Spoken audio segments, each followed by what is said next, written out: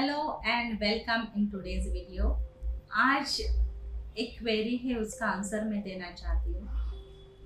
और क्वेरी ये है, एक पेरेंट कहती है कि उनका बेटा 7 इयर्स का है और वो जो बताया जाता है काम नहीं करता है या स्कूल से पढ़ाई अपना कंप्लीट करके लेके नहीं जाता है। जो चीज़ें चाहिए वो उसको टाइम से पहले मैं दे देती हूँ।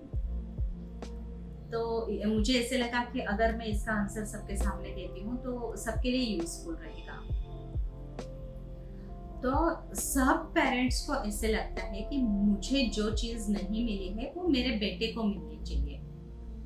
तो वो कोशिश करते हैं कि वो जो जिस पर हाथ रखेगा वो चीज़ उसे मिल जाए। अच्छी बात है, मिलनी चाहिए, पर बस उसका फॉर्म आप चेंज कर दीजिए। मैंने एक वीडियो बनाया था पहले, रिवॉर्ड और प्राइड करके, उसमें मैंने कुछ चीज़ें एक्सप्लेन की है। अगर आप कोई चीज़ देना चाहते हो अपने बच्चे को तो बेशक दे सकते हो, लेकिन उसका फॉर्म चेंज होना चाहिए। आप कुछ टास्क दे दो और वो टास्क कंप्लीशन के बाद अगर आप देते हो तो वो प्राउड वाला मोमेंट होता है, वो अचीवमेंट होती है।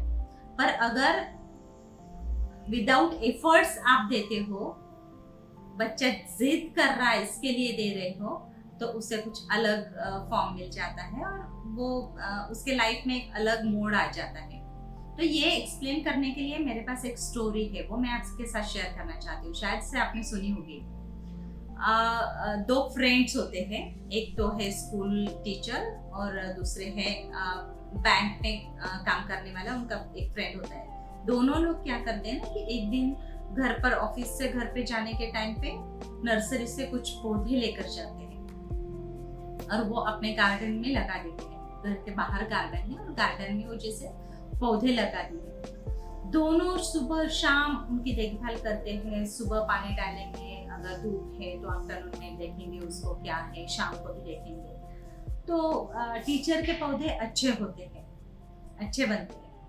पर जो बैंक वाले हैं उनके पौधे ज्यादा हरे भरे हैं और उनको ज्यादा फूल आ रहे, बहुत ज्यादा हरे भरे हैं और अट्रैक्टिव जैसे लगते हैं। तो वो जितना केयर करते हैं तो उतना वो अट्रैक्टिवनेस तो उसमें आ जाता है। एक दिन क्या होता है ना, कुछ टाइम के बाद एक तूफान आता है, बहुत बड़ा तूफान। तो वो तूफान में दोनों के साथ, दोनों बाजू बाजू में रहते हैं तो तूफान तो एक सेम ही आएगा दोनों के पौधों के पास। तो वो जब सुबह देखते हैं तूफान आकर जाने के बाद, तब उनको पता चलता है कि जो टीचर है उनके पौधे वैसे ही है, मतलब उनकी ज्यादा हानि नहीं हुई है। पर जो बैंक वाले हैं उनके पौधे उजड़ गए, नीचे से उखड़ गए जमीन से। तो बैंक वाले जाकर पूछता है टीचर से कि ऐसे कैसे हुआ कि सब चीजें हमने साथ में ही पौधे लाए, साथ में ही हम देखभाल कर रहे हैं और साथ में ही तूफान भी आया, पर मेरे पौधे नीचे से उखड़ गए और आपके पौधे वैसे ही है, मतलब ज्यादा कुछ हानि नहीं हुई है। तो उसका कारण क्या हो सकता है? तब टीचर ने बोला कि मैं उनको उतना ही पानी देता हूँ जितनी उनको जरूरत है, सरवाइव करने के लिए जितनी जरूरत है उतना ही पानी मैं उनको देता हूँ।